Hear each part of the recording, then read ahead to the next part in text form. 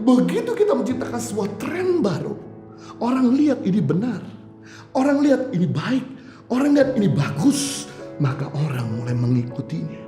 Begitu orang mulai mengikutinya, maka terjadi sebuah budaya kerajaan Allah.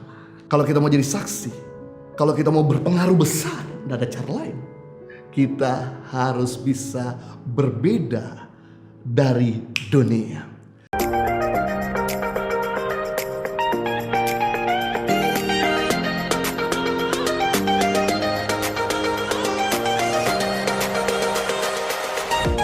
Nah, bagaimana untuk kita menciptakan budaya? Simple, sederhana.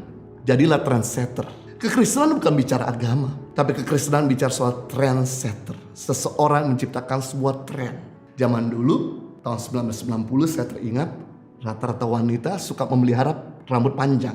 Karena bagi wanita, rambut adalah mahkotanya. Jadi anti untuk dipendekin. Tapi apa yang terjadi ketika ada Ratu Inggris, calon Ratu Inggris pada waktu itu Lady Di dengan rambut yang pendek. Kemudian juga waktu itu ada film yang diperankan oleh Demi Moore, film Ghost dengan rambut pendeknya. Ternyata rambut pendek funky, fun, kelihatan younger, lebih muda. Maka teman-teman saya satu sekolah, mereka yang rambutnya panjang, habis nonton film Ghost Demi Moore, kemudian dia pergi ke salon, dia pangkas rambutnya jadi pendek. Kenapa? Karena mengikuti tren pada waktu itu. Saya juga teringat tahun 1990 rata-rata pria kalau berjalan tuh maju ke depan. Gak ada pria yang berjalan mundur ke belakang. Tapi gara-gara ada orang yang menciptakan sebuah tren berjalan di atas bulan, moonwalk, yaitu Michael Jackson.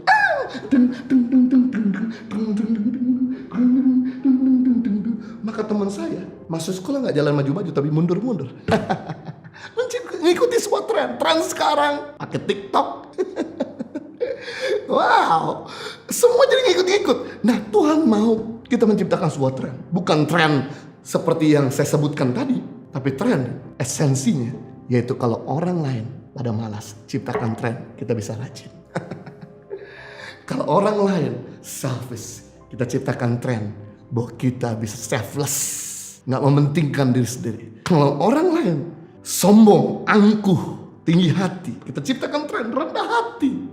Kalau orang di sekitar kita korupsi, kita ciptakan tren bahwa kita bisa berintegritas jujur. Begitu kita menciptakan sebuah tren baru, orang lihat ini benar, orang lihat ini baik, orang lihat ini bagus, maka orang mulai mengikutinya. Begitu orang mulai mengikutinya, maka terjadi sebuah budaya kerajaan Allah. Sayangnya, keberadaan orang Kristen di Indonesia dan di dunia ini tidak memberi pengaruh yang positif, melainkan memberi pengaruh yang negatif. Sementara saya akan kasih lihat sekilas pandangan di mana provinsi-provinsi Kristen kejahatan lebih tinggi daripada provinsi-provinsi non-Kristen. Mari kita lihat di sini, Sumatera Utara mayoritas adalah orang-orang Sumatera Utara Kristen. Jumlah penduduk 12 juta, jumlah orang Kristen hampir 5,2 juta. Jumlah gereja hampir 10.000, tingkat kejahatannya 220. Sulawesi Utara yang mayoritas Kristen, jumlah penduduk 2,1 juta, jumlah orang Kristen 1,4 juta, jumlah gereja hampir 4.000, tingkat kejahatannya 489. NTT, Nusa Tenggara Timur, mayoritas Kristen dan Katolik, jumlah penduduk 4,2 juta, jumlah orang Kristen 1,4 juta, jumlah gereja 4.046, tingkat kejahatan 136. Papua mayoritas Kristen juga, jumlah penduduk 1,9 juta, jumlah orang Kristen 1,6 juta, jumlah gereja hampir 6.500, tingkat kejahatan 249. DKI Jakarta jumlah penduduk 9,7 juta, jumlah orang Kristen 2,2 juta lebih, jumlah gereja 1.244, tingkat kejahatan 347.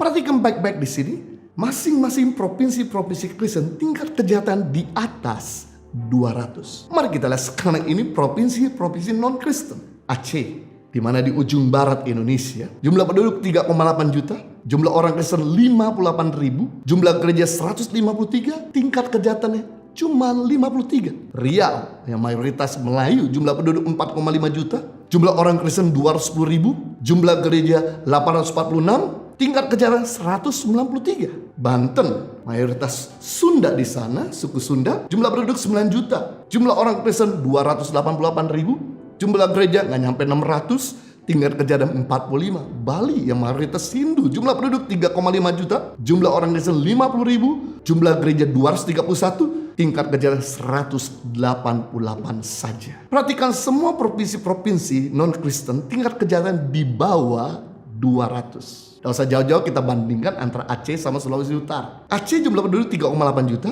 Jumlah orang Kristen 58 ribu. Jumlah gereja 153. Tingkat kejahatan 53. Sulawesi Utara jumlah penduduk 2,1 juta. Jumlah orang Kristen 1,4 juta. Jumlah gereja hampir 4 ribu. Tingkat kejahatan berlipat-lipat dari Aceh. Jumlah penduduk lebih sedikit tapi tingkat kejahatan lebih banyak.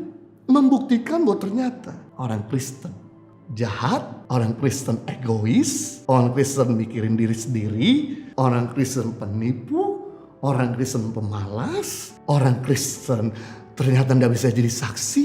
Data never lie. Data ini diambil di tahun 2010. Saya berharap kita di 2020 ini datanya jauh lebih baik. Tapi ini sekilas pandangan yang menantang kita sebagai anak-anak Tuhan untuk menciptakan sebuah tren kebenaran. Tren kerajaan Allah. Bagaimana orang mau tertarik tentang Yesus kalau displaynya atau contohnya atau perwakilannya tidak menunjukkan karakter Yesus. Saya ini tidak akan pernah berhasil menjual obat penumbuh rambut kalau diri saya sendiri gundul. Saya ini tidak akan pernah bisa berhasil menjual obat langsing kalau saya sendiri besar. Jadi orang akan tertarik pada display contoh. Kalau kita mau jadi saksi, kalau kita mau berpengaruh besar, tidak ada cara lain. Kita harus bisa berbeda dari dunia.